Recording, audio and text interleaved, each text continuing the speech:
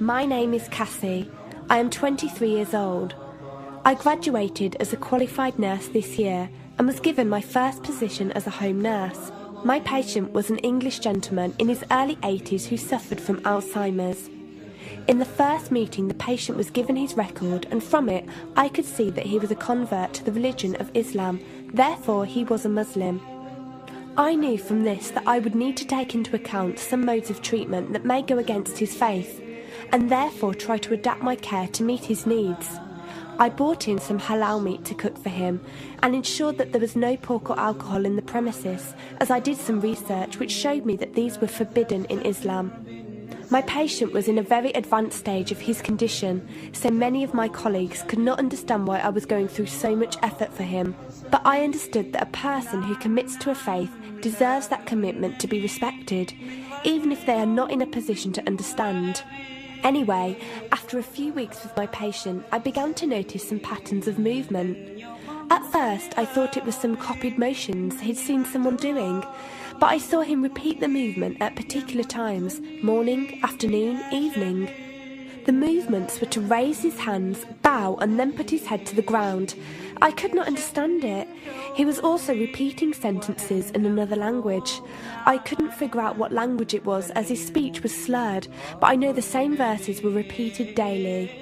Also, there was something strange. He didn't allow me to feed him with my left hand. Somehow I knew this linked to his religion, but didn't know how. One of my colleagues told me about Paltalk as a place for debates and discussions.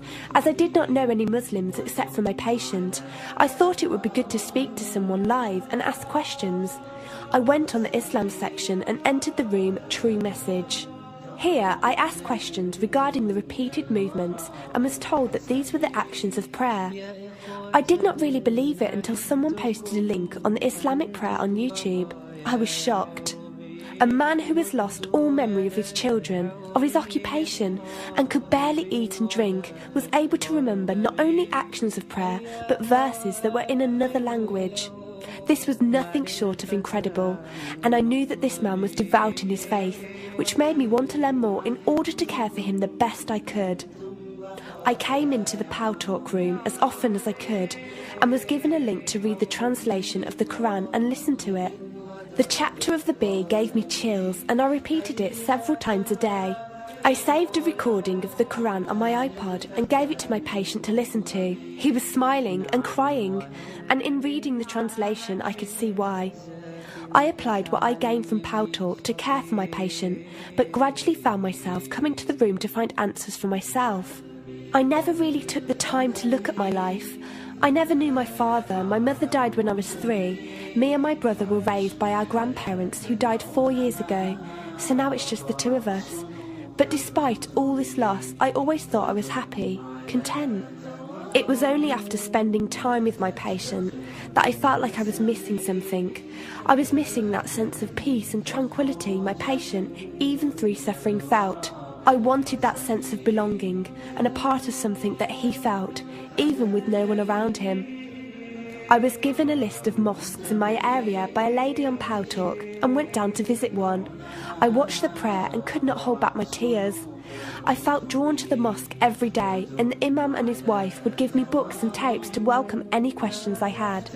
Every question I asked at the mosque and on Paltalk was answered with such clarity and depth that could do nothing but accept them.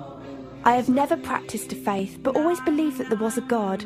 I just did not know how to worship him. One evening I came onto Paltalk, and one of the speakers on the mic addressed me. He asked me if I have any questions. I said no. He asked if I was happy with the answers I was given. I said yes. He then asked what was stopping me accepting Islam. I could not answer. I went to the mosque to watch the dawn prayer. The imam asked me the same question. I could not answer. I then went to tend to my patient. I was feeding him, and as I looked into his eyes, I just realised he was brought to me for a reason, and the only thing stopping me from accepting was fear. Not fear in the sense of something bad, but fear of accepting something good and thinking that I was not worthy like this man. That afternoon I went to the mosque and asked the imam if I could say my declaration of faith, the Shahada. There is no God except Allah. Muhammad is Allah's messenger. He helped me through it and guided me through what I needed to do next. I cannot explain the feeling I felt when I said it. It was like someone woke me up from sleep and sees everything more clearly.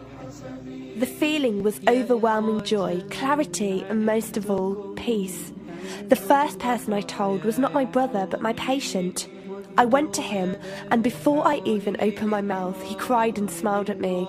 I broke down in front of him. I owed him so much. I came home and logged onto Paltalk and repeated the Shahada for the room. They all helped me so much, and even though I had never seen a single one of them, they felt closer to me than my own brother. I did eventually call my brother to tell him, and although he wasn't happy, he supported me and said he would be there. I couldn't ask for any more. After my first week as a Muslim, my patient passed away in his sleep while I was caring for him. Inna lillahi wa inna ilaihi raji'un. He died a peaceful death, and I was the only person with him.